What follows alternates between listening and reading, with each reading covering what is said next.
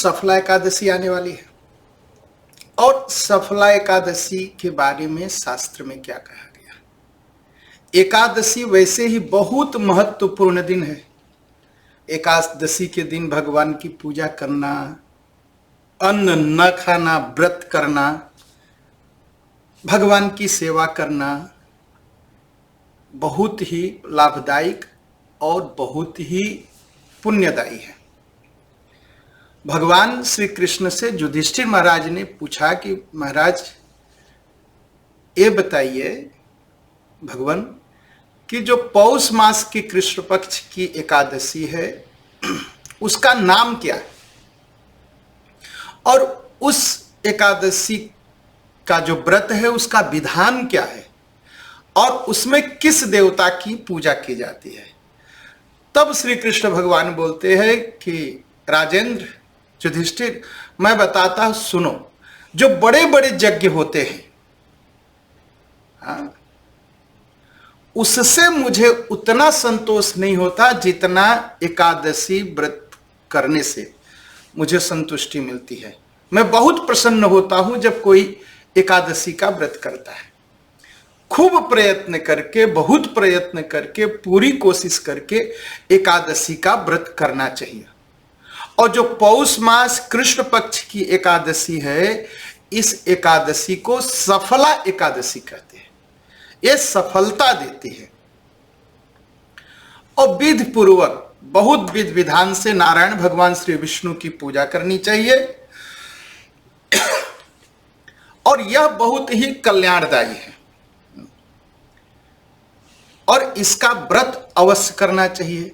जैसे नागों में शेष नाग, पक्षियों में गरुड़, पक्षियों में गरुड़, फलों में नारियल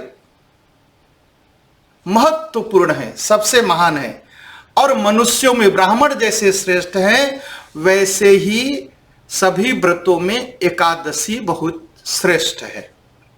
एकादशी के दिन भगवान के नाम का कीर्तन करना, भगवान के नाम का उच्चारण करना, भगवान की प्रार्थना करना, भगवान की पूजा करना बहुत ही फलदायी है। रात्रि जागरण करना और कीर्तन करते हुए हरे राम राम राम हरे हरे, हरे कृष्ण कृष्ण कृष्ण हरे हरे, इस मंत्र का जाप करते हुए रात बिताना चाहिए। एकादशी के दिन बहुत बड़ा फल मिलता है। भगवान श्री कृष्ण कहते हैं, राजा युधिष्ठिर, सफला एकादशी की कथा सुनिए। कहा, एक चंपावती नाम का एक नगर था, एक देश था, एक नगर था।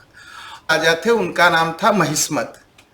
महिष्मत के कुल 5 पुत्र थे। उसमें जो बड़ा वाला पुत्र था वो सदा ही पाप कर्म में लगा रहता था, वेश्या भक्त बन चुका था और अपने पिता का धन पाप कर्मों में खर्च करता था। सदा दुराचार किया करता था, ब्राह्मणों की निंदा करता था, देवताओं की निंदा करता था, भक्तों की निंदा करता था।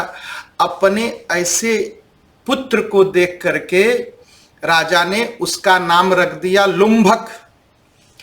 और लुम्भक नाम रख दिया। उसके कुछ दिन बाद जब राजा उससे एकदम थक गए समझाते समझाते, वो नहीं माना, तो भाइयों ने और पिता ने मिलकर के लुम्भक को देश से निकाल दिया।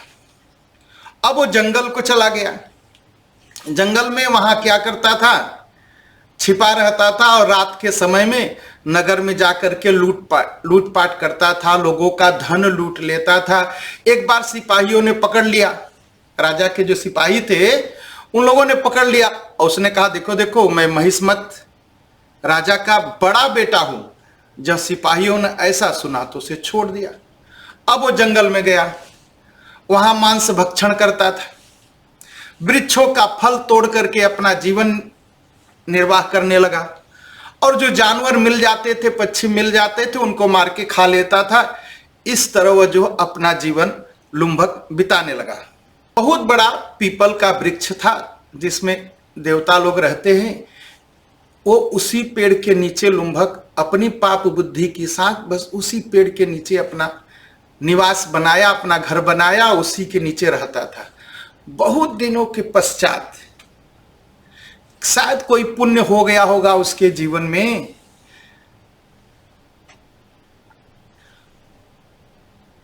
उस पुण्य के फल से एक दिन अनजाने में उसे एकादशी के व्रत करने का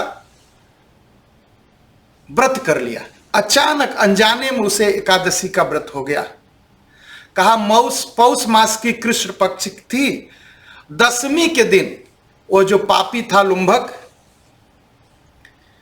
वस्त्रहीन होकर के सोया था, और पौष मास में बड़ी ठंडी रहती है, बड़ा ठंडक लगता है, और लुम्भक के पास कोई वस्त्र नहीं था। ठंडी में वो पड़ा, रात भर कांपता रहा दशमी के दिन।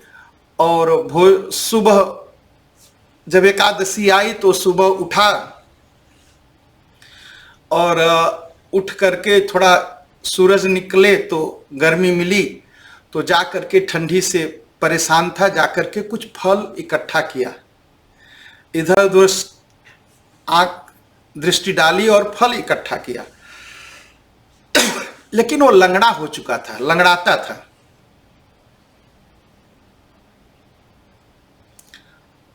और वो फल लेकर के आया, उसी वृक्ष के पास रखा, लेकिन वो इतना कमजोर हो चुका था कि वह फल को ग्रहण नहीं कर सका। बस भगवान से प्रार्थना, कोई पुण्य किया होगा जीवन में, पुण्य आता है तभी प्रार्थना निकलती है मुंह से, नहीं तो प्रार्थना निकलती नहीं। जब किसी जन्म का पुण्य जो है हमारे आपके मन में आ जाता है ना, या अपना फल देने लगता है, तो मन से प्रार्थना निकलने लगती है। तो लुम्भक के मन में भी प्रार्थना निकली, चलो ये जो फल है मैं भगवान को अर्पित करता हूं। और कहा हे भगवान विष्णु नारायण, आप संतुष्ट हो, आपको हम जो है यह फल अर्पित करते हैं। और यह कह करके वह रात भर जगता रहा, उसे नींद नहीं आई, और अनायास ही एकादशी का जागरण, एकादशी का व्रत उससे हो गया। और जब सुबह हुई तो एक आकाशवाणी हुई कि राजकुमार, तुम्हें सफला एकादशी करने का फल मिल गया, तुम राज्य को प्राप्त करोगे। तो लुम्बक के सामने एक घोड़ा आया, घोड़े पर बैठ करके वह अपने पिता के पास गया और क्षमा मांगी, और पिता ने उसे अपना राज्य सौंप दिया। और राज्य सौंप करके वो ये जो है लुम्भक कुल 15 वर्षों तक राज्य किया।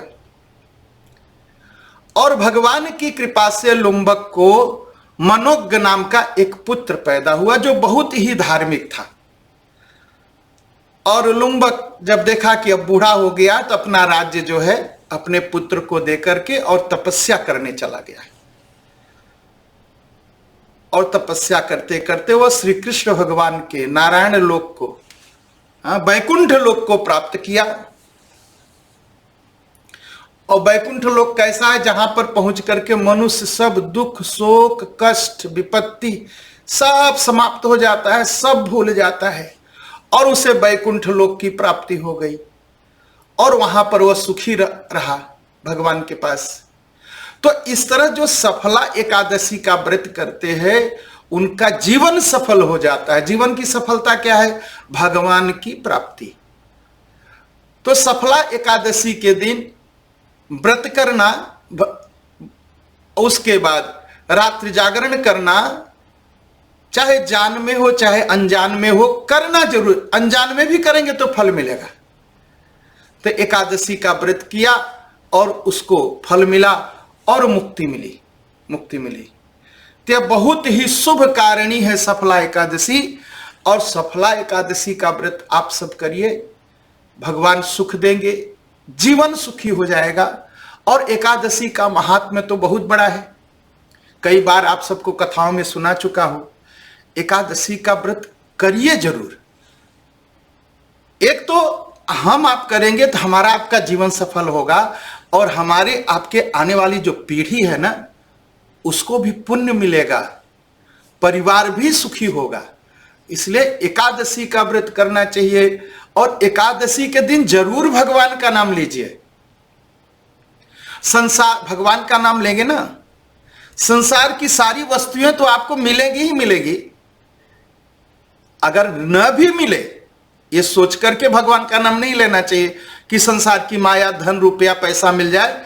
ये सोच करके लेना चाहिए कि भगवान मेरा जीवन सफल कर दो। मनुष्य का जीवन मिला है जो बहुत ही मुश्किल से मिलता है, बड़े भाग्य से मिलता है। बड़े भाग मानुष तन पावा, जो मिल जाए तो भगवान का नाम लीजिए, इस जीवन को सफल करिए। और सफलता क्या है? भगवान की मुक्ति। नाम लेना जरूरी है। कुछ भी पाप हुआ हो जीवन में, कुछ भी कष्ट, कुछ भी गलती हो गई हो जीवन में, वो सब भूल जाइए। बस भगवान का नाम लीजिए, भगवान की कथा सुनिए। और इस कथा को सुनने का फल क्या है?